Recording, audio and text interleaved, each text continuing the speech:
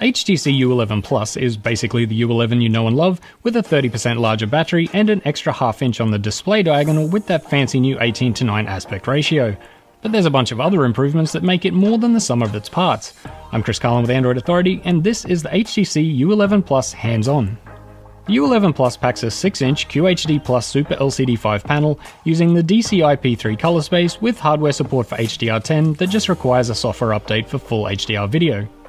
Taking the differences in aspect ratio and display diagonal into account, the U11 Plus offers a little over 10% more screen in roughly the same overall area as the 5.5-inch HTC U11.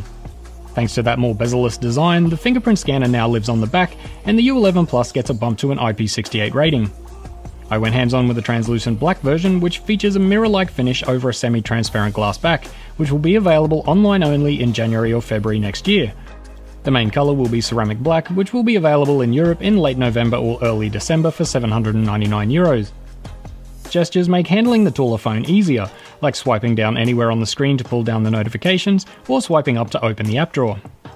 You can also add additional navigation buttons to the bottom of the screen, so a simple swipe to the side can provide access to a one-handed screenshot, for example. A new circular Edge Sense launcher feature is kind of a mishmash between Samsung's Apps Edge and paranoid Android's Pie controls. Just squeeze your phone to bring up a customizable rotating wheel of shortcuts and toggles. Google Assistant, Amazon Alexa, and HTC Sense Companion are all on board, and you can customize the Edge Sense shortcuts for the main UI as well as within individual apps. The U11 Plus runs Android 8.0 Oreo out of the box, which means support for high-end audio codecs like Qualcomm's aptX HD and Sony's 24-bit LDAC. These will come in handy, of course, because there's no headphone port on the U11 Plus.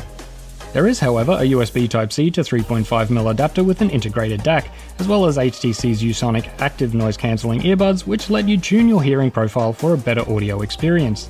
Acoustic focus and 3D audio recording are possible via 4 microphones, and the U11 Plus is high-res audio certified. BoomSound Hi-Fi Edition is back with 30% louder sound than the U11, thanks to the U11 Plus's improved front channeling. There's not much different on the camera front, with a 12.2MP UltraPixel 3 BSI sensor with f1.7 aperture, 28mm focal length, 1.4 micron pixel size, ultra speed dual pixel phase detection autofocus, HDR boost, OIS, EIS, and so on. Up front though, there's now a lower resolution 8MP BSI sensor with f2.0 aperture, 85° field of view, and 28mm focal length. It has HDR boost enabled by default and can shoot 1080p video.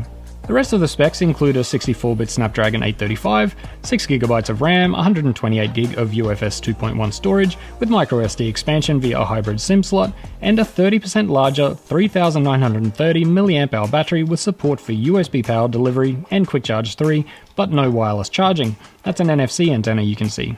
As I said at the outset, there's more to the HTC U11 Plus than just a new display and larger battery. It offers enough improvements over the original U11 and is absolutely worth checking out if you're able to. Stay tuned for the full review, hit that like and subscribe button, ring the bell for future upload notifications, and be sure to visit AndroidAuthority.com on the daily because we are your source for all things Android.